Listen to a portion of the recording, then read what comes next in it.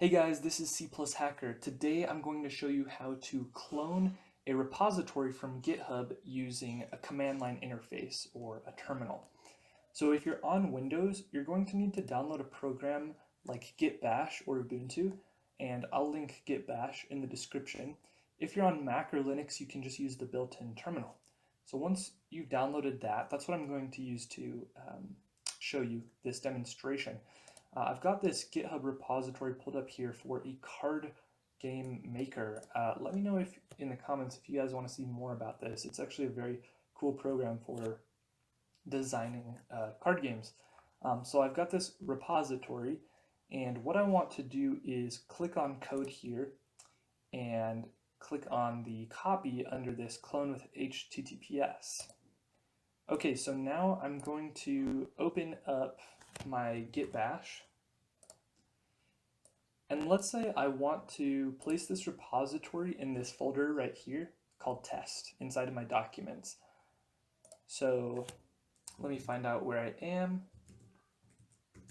So what you're going to need to do is navigate to the folder that you want to put the repository in. So right here you can see I've navigated to my test folder.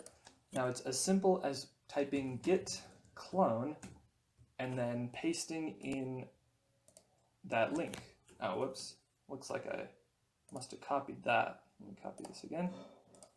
So we're going to paste that, hit enter, and we're done.